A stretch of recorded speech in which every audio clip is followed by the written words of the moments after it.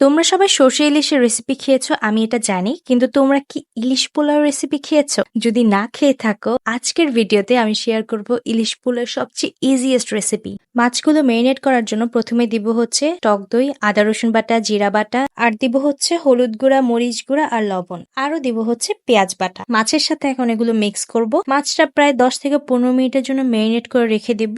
এখন আরেকটা প্যানে তেল গরম করে হাফ কাপ পরিমাণ পেঁয়াজ ভেজে নিব। পেঁয়াজটা ভাজা হয়ে গেলে মেরিনেট করা মাছগুলো দিয়ে দিব, আর মাছের যে মশলাটা ওইটাও দিয়ে দিব। এখন আমরা মাছটা খুবই সাবধানে উল্টে পাল্টে দিব যাতে মাছটা ভেঙে না যায়। এখানে আমরা 10 থেকে 15 মিনিটের মতো রান্না করলেই হবে। যখন এরকম তেল উঠে আসবে তখন আমরা চুলা অফ করে দিব। এখন আরেকটা প্যানে পোলাও রান্না করার জন্য দারচিনি, এলাচ, তেজপাতা আর দিয়ে দিব হচ্ছে পেঁয়াজ। এগুলো সব একসাথে এখন ভেজে নিব। কিছুক্ষণ ভাজা হলে এখন আগে থেকে ঝরিয়ে রাখা চাল দিয়ে দিব। চালটা যদি ভালো করে ভাজা না হয় তাহলে কিন্তু পোলাও ঝরঝরে হবে না, সো চালটা ভালো করে ভেজে নিতে হবে। কিছুক্ষণ ভাজা হয়ে গেলে আমরা এতে দিয়ে দিব লবণ আর কাঁচামরিচ। এখন আমরা গ্রেভি থেকে মাছটা আলাদা করে নিব। মাছটা একটা আলাদা বাটিতে উঠিয়ে রাখবো, আর গ্রেভিটা হচ্ছে চালে দিয়ে দিব যাতে সুন্দর একটা অ্যারোমা আসে। গ্রেভিটার সাথে চালটা ভালো করে মিশিয়ে নিব। এরকম মগের 2 মগ পর্যন্ত গরম পানি দিয়ে দিব চালে। মশলা, চাল আর পানি ভালো করে নেড়ে চেড়ে ঢেকে দিব প্রায় 10 থেকে 15 মিনিটের জন্য। এরপর আরেকবার ঢাকনা উঠিয়ে ঘি দিয়ে ভালো মতো মিক্স করা হলে এখন দিয়ে দিব বেরেস্তা, আর দিয়ে দিব হচ্ছে উঠিয়ে রাখা ইলিশ মাছগুলো। ইলিশ মাছগুলো দেওয়া হয়ে গেলেই